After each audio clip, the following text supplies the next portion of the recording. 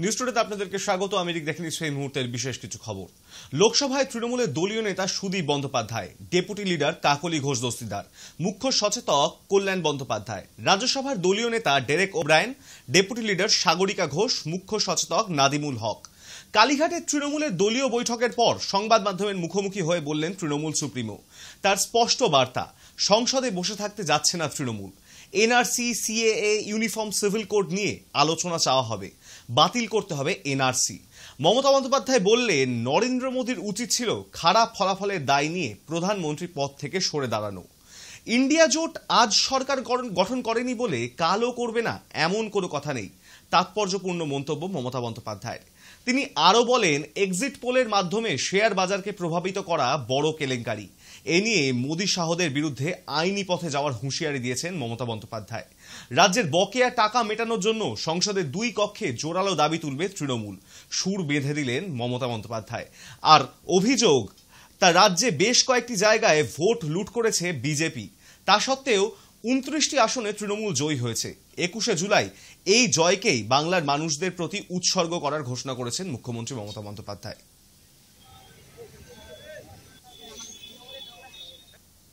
আমরা এই জয়টা ডেডিকেট করব প্রতিবারের মতো 21শে জুলাই, কারণ ওই দিনটা আমাদের শহীদ তর্পণের দিন, ওটা জয়কে ধন্যবাদ জ্ঞাপনের দিন। মোদী বাবুর হারটা, এটা কিন্তু আপনারা তো কেউ এক্সপেক্ট করেননি। ইভেন সাট্টা বাজার, শেয়ার বাজার, এতে বড় স্ক্যাম হয়ে গেছে। এক্সিট পোলের মধ্যে দিয়ে কখনো বা ইলেকশন ডিক্লেয়ার হওয়ার আগেই আপনারা ইলেকশন ডিক্লেয়ার করে দিয়েছেন। It's a big crime. এটা নিয়েও আমরাও ভাবনা করছি যে আমরা আইনের পথে যেতে পারি কিনা। আমরা আমাদের এমপিদের পরিষ্কার বলেছি যে আমাদের পারফরমেন্স, আমরা বসে থাকার জন্য যাচ্ছি না, এবং এটা কেউ ভাববেন না ইন্ডিয়া আজকে স্টেক করেনি বলে কাল করবে না। We are waiting and watching the situation. Country needs change. মোদিকে কেউ চায় না। এত বড় হারের পরেও মোদিবাবুর উচিত ছিল এটা অন্য কাউকে ছেড়ে দেওয়া। আর এটা নয় শুধু ভয় দেখিয়ে, চমকে ধমকে, 2/3 মেজরিটি দেখিয়ে, সকল 147 জনকে তাড়িয়ে দিয়ে যে কোনো বিল পাশ করে দেবে। আমরা মনে করি এনআরসি নিয়ে আলোচনা চাইবে আমাদের লোকেরা, এবং এনআরসি বাতিল করতে হবে।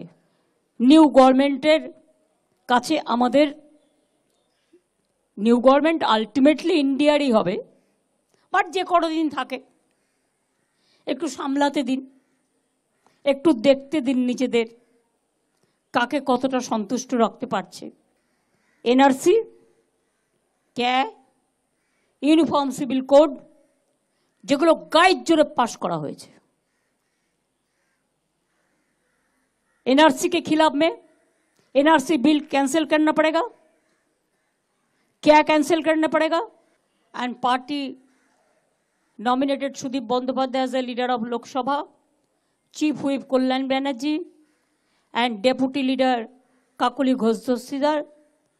हम panel of chairman, standing committee chairman बाद में करेंगे।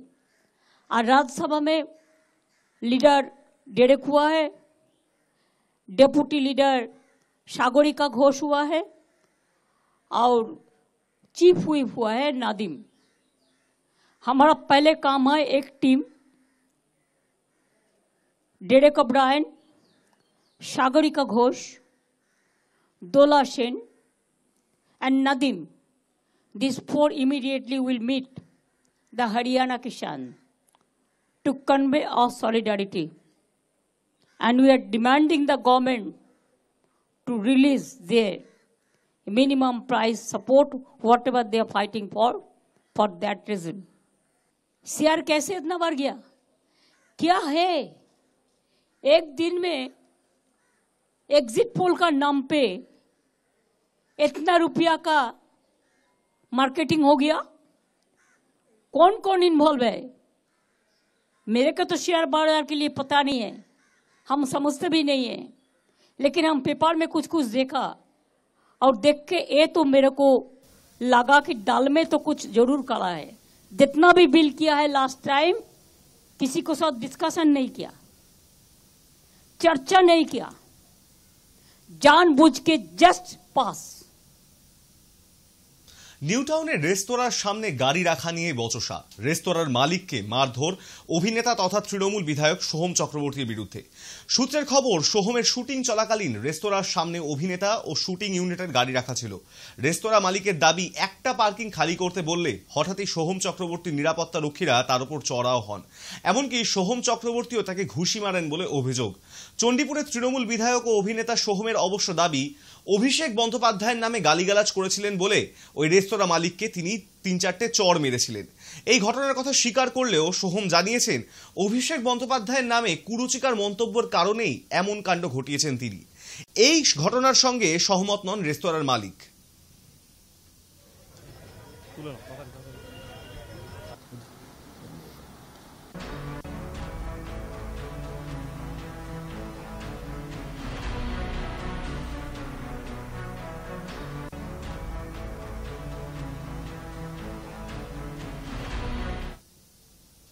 বিজেপির দলীয় কার্যালয়ে তালা লাগিয়ে বিক্ষোভ বিজেপিরই একাংশের। কৃষ্ণনগরের নদিয়া উত্তর বিজেপির দলীয় কার্যালয়ে তালা লাগিয়ে মিছিল করে বিক্ষোভ দেখালো বিজেপির একাংশ। বিক্ষোভকারীদের অভিযোগ, নদিয়া উত্তরের জেলা সভাপতি অর্জুন বিশ্বাস এবং রাজ্য বিজেপি নেতা অমিতাভ চক্রবর্তী তৃণমূলের সঙ্গে আঁতাত করে বিজেপি প্রার্থী অমৃতা রায়কে হারিয়ে দিয়েছে টাকার বিনিময়ে। তারপরে এই অভিযোগ, বিজেপির দলীয় কার্যালয়ে তালা লাগিয়ে বিক্ষোভ দেখায় বিজেপি কর্মীদের একাংশ। বিজেপির লোকই বন্ধ করেছে, বিক্ষুব্ধ যারা তারা বন্ধ করেছে। কারণ আজকে অর্জুন বিশ্বাসের যা কেলোকীর্তি, সেই কেলোকীর্তির জন্যে আজকে এই অঘটনটা ঘটেছে, যার জন্য সাধারণ মানুষ এমনভাবে দলের জেতা সিট সেটাকেও হারাতে বাধ্য করেছে। তার জন্যে মানুষের আক্রোশ, আর এই আক্রোশের কারণেই আজকে এই ঘটনাটা। এবং সার্বিকভাবে মানুষের পূর্ণ তদন্ত এবং পূর্ণ ব্যবস্থা না নেওয়া পর্যন্ত অনির্দিষ্টকালের জন্য এইটা কারচুপির হাত থেকে রক্ষা করার জন্য বন্ধ করে রেখেছে, যা রাজ্য স্তর এবং কেন্দ্রীয় নেতৃত্বকে জানানোর জন্য এবং সাধারণ মানুষের প্রভাবটা বাড়াবার জন্য। ভোট পরবর্তী হিংসা অব্যাহত নিউ টাউনে। বিজেপি নেতাদের মারধরের অভিযোগ নিউ টাউন থানা এলাকায়। সেখান থেকে দাড়ি বৈদ্যপাড়া এলাকায় বিজেপি নেতা বরুণ বিশ্বাস, বিজেপির বুথ সভাপতি প্রশান্ত সর্দার সহ আরও বেশ কয়েকজনকে মারধর করার অভিযোগ, ধারালো অস্ত্র দিয়ে কোপানোর অভিযোগ। অভিযোগের তীর বিধাননগর পৌর নিগম ২৭ নম্বর ওয়ার্ডের কাউন্সিলর বিনু মণ্ডলের বিরুদ্ধে।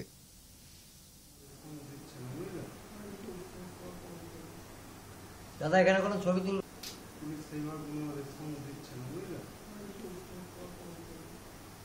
দাদা এখানে কোনো ছবি তুলবে না। তৃণমূলের হাতে আক্রান্ত তৃণমূল কর্মী। শনিবার সকালে মুর্শিদাবাদের জলঙ্গি থানার হরিভক্তপুর এলাকার ঘটনা। আন্তাজুল শেখের নামের এক ব্যক্তির বাড়ি ফেরার সময় তাকে টোটো থেকে নামিয়ে মারধর করা হয় বলেই অভিযোগ। পঙ্খী মণ্ডল এবং সৌরভ শেখ নামের দুই তৃণমূল কর্মীর বিরুদ্ধেই মারধরের অভিযোগ। পুরনো তৃণমূল কর্মীদের সঙ্গে নতুন তৃণমূল কর্মীদের ঝামেলা। মারধরের অভিযোগ উঠেছে নতুন তৃণমূল কর্মীদের বিরুদ্ধে। খবর পেয়ে ঘটনাস্থলে পৌঁছেছে জলঙ্গি থানার পুলিশ।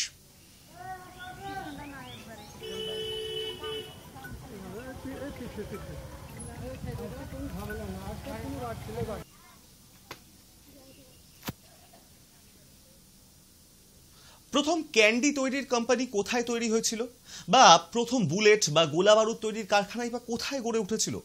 প্রশ্নগুলোর উত্তর একটাই, দমদম। ১৭৮৩ সালে প্রতিষ্ঠিত হয়েছিল এই শহর। রাজনৈতিক টানাপোড়েনে অনেক বিবর্তন ঘটেছে শহরটির। আজ আপনাদের শোনাবো এই শহরের রাজনৈতিক ইতিহাস। শুনুন।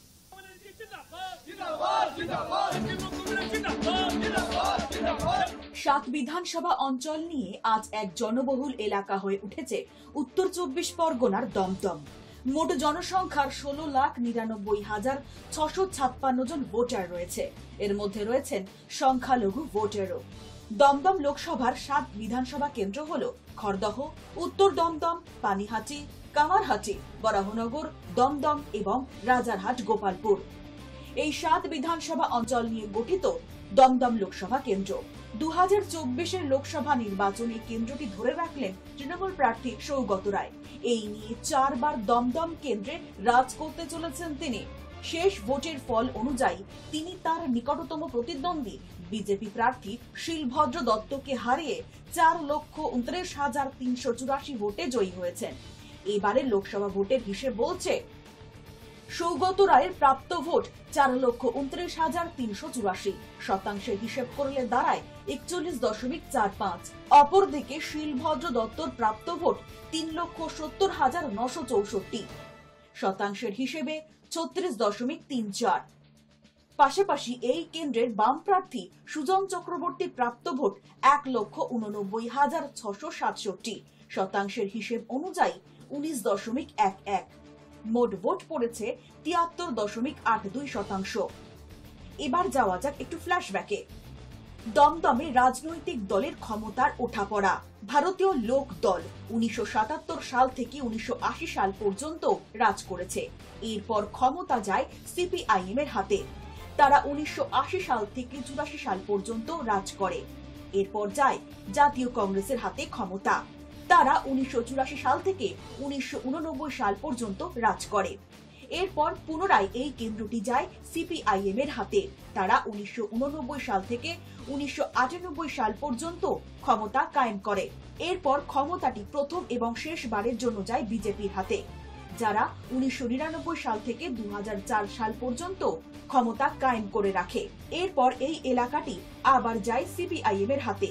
তারা 2004 সাল থেকে 2009 সাল পর্যন্ত ক্ষমতা দখল করে রাখে। এরপর 2009 সালেই এই এলাকাটি যায় তৃণমূলের হাতে, যা এখনো পর্যন্ত বহাল রয়েছে। 2024-এর লোকসভা নির্বাচনে সৌগত রায়ের জয়লাভ তৃণমূলের টানা আধিপত্যকে আরো 5 বছরের জন্য নিশ্চিত করল, এমনটাই বলা যায়। ঐতিহ্য মণ্ডিত এই শহরাঞ্চলটি রাজনৈতিক দিক থেকে হাত বদল হয়েছে একাধিকবার, তবুও হারায়নি তার এতটুকু গরিমা। এক কথায় বলতে গেলে দমদম আছে দমদমেতেই। Bureau report, hi news. প্রয়াত হলেন ইটিভি নেটওয়ার্ক এবং রামোজি ফিল্ম সিটির প্রধান রামোজি রাও। শুক্রবার রাতে হায়দ্রাবাদে চিকিৎসাধীন অবস্থায় মৃত্যু হয় তাঁর। মৃত্যুর সময় তার বয়স হয়েছিল 87 বছর। উচ্চ রক্তচাপ এবং শ্বাসকষ্টজনিত সমস্যার কারণেই গত 5 জুন রামোজিকে হায়দ্রাবাদের একটি হাসপাতালে ভর্তি করানো হয়েছিল। তারপর থেকে সেখানেই তার চিকিৎসা চলছিল।